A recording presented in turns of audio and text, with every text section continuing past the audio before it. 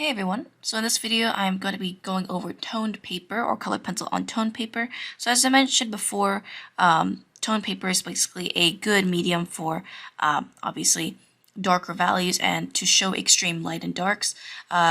As opposed to white paper. White paper is more just like, okay, it's just a blank canvas and you just draw and add values on it to whatever, to your drawing. However, with tone paper, you're starting off with a medium gray, and that's a good advantage to those who want to use color and pop it out.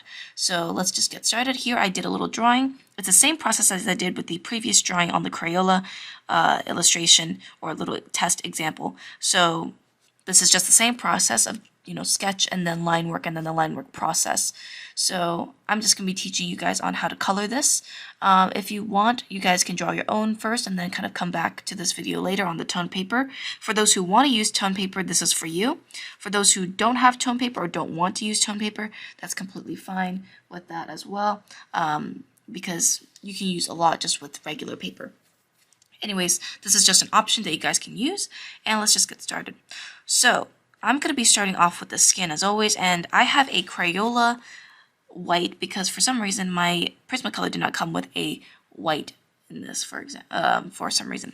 But anyways, I'm just going to be lightly coloring the skin using a white tone. So as you can see, it's starting to pop out pretty nicely. The reason why I do this first is just a base, because I'm going to be this is going to be more of like an opaque layer. So I'm going to use this as like a kind of like a little primer, I should say. Like if you do makeup, for example, you always use a bit of primer so that your makeup can stand out a little bit more once you put that on. So this is more of like that kind of thing here. So I'm just adding white very, very lightly, light pressure, and just adding that because once we add more colors on top, it's going to be a little bit easier to apply more opaque colors on top. So just on the skin areas for now. So as you can see, it kind of pops out from the gray. Now let's take our light peach. This is part of the Prismacolor. It's peach clair or light peach. I don't know if I really need to say the code, but once you see the name, it's pretty obvious. So now let's go ahead and paint, or not paint, color over this. So this you want to press pretty hard because this is toned paper. And because this is toned paper, you want to press extra hard because you want to make sure that the color shows nicely. Unlike regular sketchbook paper, for example, regular sketchbook paper, you will need to press lighter for just a thin coating. For tone paper, for example, like this, if you want the color to show, you want to be more opaque with it. And Prismacolors work better with this just because Prismacolor colors are very vibrant when it comes to papers like this. So whereas Crayola is better with smoother paper like regular sketchbook paper, this color pencil is good for showing color through very toned or very dark surfaces. So I would say use that. So of course this looks really weird right now. Don't worry about that. That's pretty normal. So remember, we're still building up our layers here. So once we have that layer done, we can just kind of go ahead and overlap it again with let me see if this works, a sand color. So let's see what the sand color looks like on top. Sand color looks a little bit too yellow for me. Actually, it looks good on camera, so I'm going to continue with that. So I'm just going to be overlaying more with this yellow tone. So let me zoom in so you can see what it looks like. So as you can see, it kind of blends in nicely with the already existing peach. You just gotta color it over on top.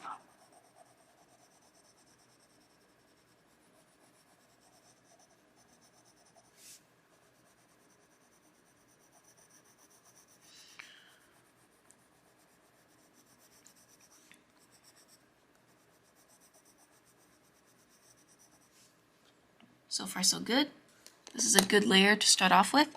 Then we're gonna take our beige color and then once again color on top. This is just to create more opaque layers. So far so good.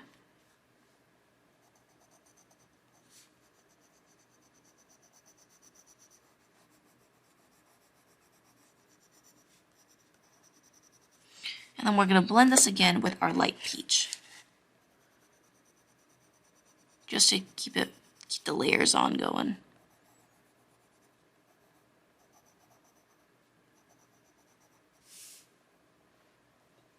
Let's see what this looks like so far.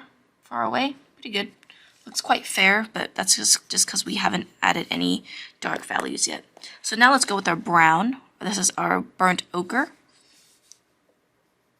And then let's just draw on some shading on top. Or you can also add in more layers. We can instead of using this as a shadow, we can also use this as a to show more tint in the skin. But for now, I'm using this as a shadow and just covering areas where the hair is in shadow.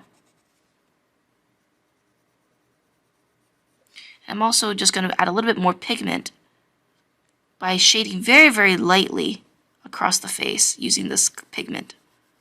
And that's just to give it some more like saturation or more reddishness in the face rather than just, making it super, make it look super pale.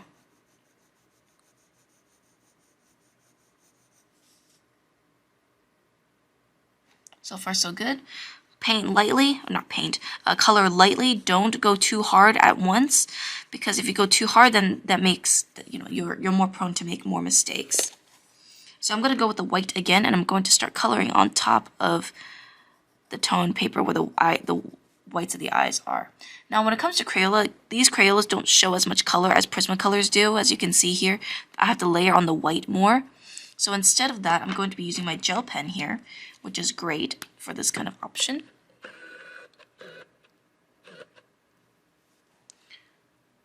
So as you can see, the white really pops out now because it's on a toned piece of paper. So we're going to go ahead and do that. Just I keep saying paint, just color a bit of the white gel pen on the whites of the eyes. You can see how much that shows now. Let's do the same thing for the teeth. So if you want to draw some teeth, you can use the white gel pen and make a white line like so. Looks weird right now, but it will look better later.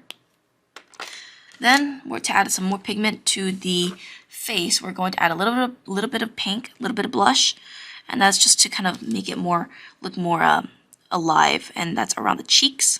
You want to press a little bit lightly, put a little bit of pressure, but not too much.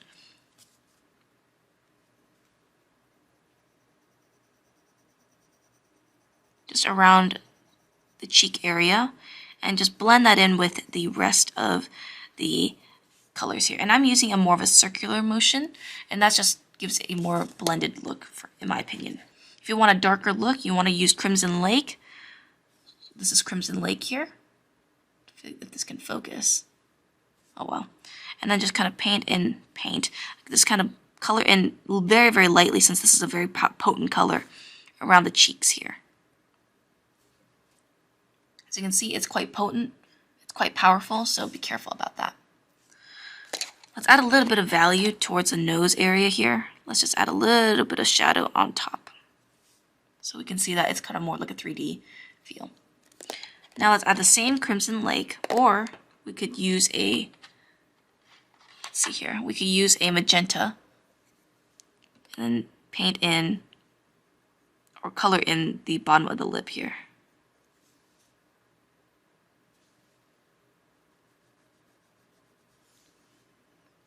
If you want to color in the inside of the mouth, go and start off with a very light coating of our brown. And then we're going to go with our pink, or our blush pink. And then we're going to blend that on top. We're going to color over that in an opaque way so that it kind of blends on top of the brown.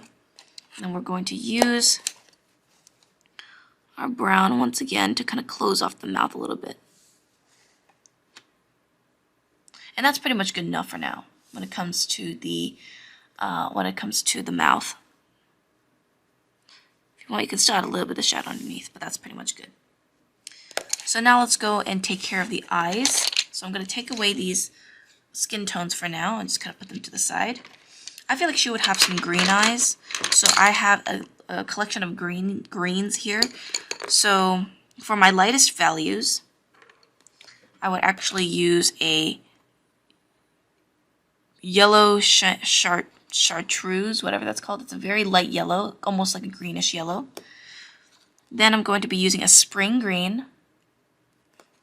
Then, for some darker tones, I'm going to be using lime peel. Then the darker darks is an olive green. And then for a little bit of color change, I like using these light aquas. I have a light aqua, and then I have a parrot green down here. So this will be for more of like a cute tint.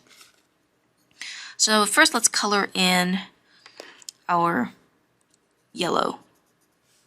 This will start as a base.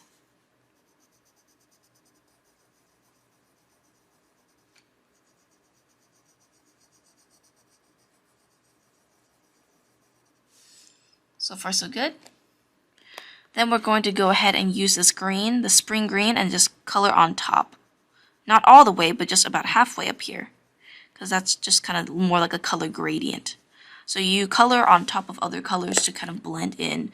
So we're going to go one step at a time. We're going to be using our lime peel now, and then we're going to just be continuing to shade in the tops. And we can also start coloring in where our pupil is. So as you can see, there's a faint kind of pupil look to it. So be careful. Oh, just not be careful, just take note of that. And then with our darkest dark, we're going to just trace that over. And then what we're going to do is we're going to take our white gel pen and then put a light spot on here. Because once we add in our darks, once we put in our gel pen, it's not gonna show as well. So wait for that to dry a little bit, and then start coloring in again. Just color everywhere that is not the highlights. So I would say go up to about halfway. And you're good.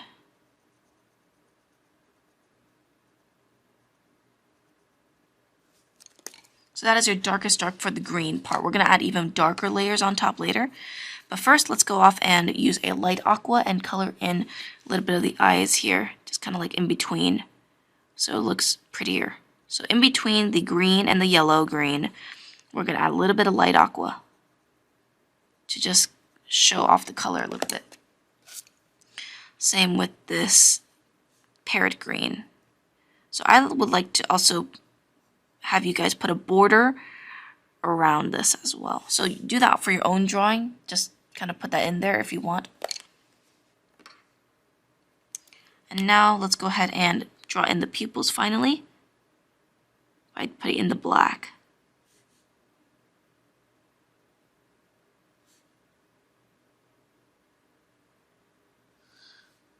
And then if you want, you can also surround the black around the tops here.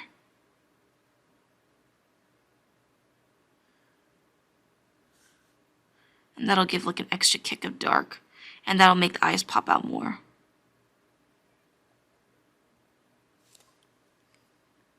It looks pretty good. Alright, so I'm going to stop for now, and then we're going to go and continue on with the hair. And I'll be right back. See ya.